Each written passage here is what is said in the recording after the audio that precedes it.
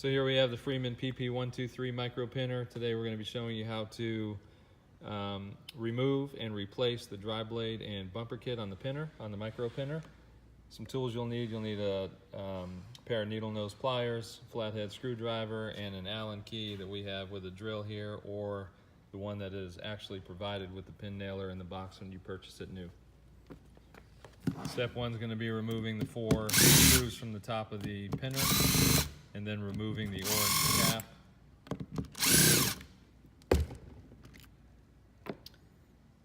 Okay, you see a spring there on the balance valve. Make sure you're careful with the spring so it doesn't get away from you. Take the needle nose pliers, pull the dry blade out. It's a one-piece assembly.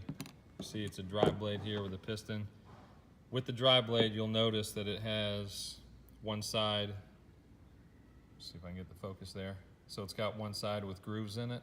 When we reinsert the dry blade, that's something to pay attention to. So with a flathead screwdriver, you go ahead and remove the plastic gasket, and you'll pull the cylinder out.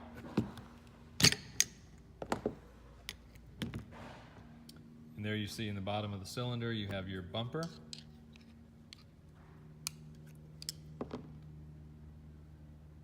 Okay. And then with your dry blade kit that you purchased, what you'll have is a dry blade and piston assembly and the bumper. So we just pulled these two out of the nailer that we're using for the demonstration, so we'll go ahead and put them back in.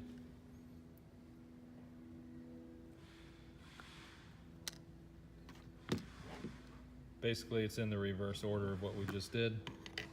Let's make sure the bumper goes in the bottom of the cylinder. Okay, make sure you press that down nice and flush, and then you'll reinsert the plastic gasket there.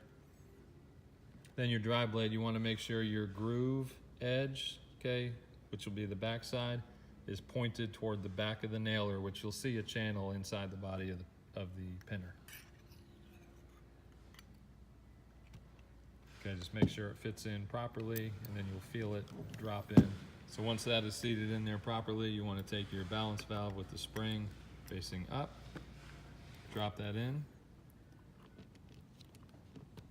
and then place the orange cap back on and retighten your Allen bolts in an X-shaped pattern.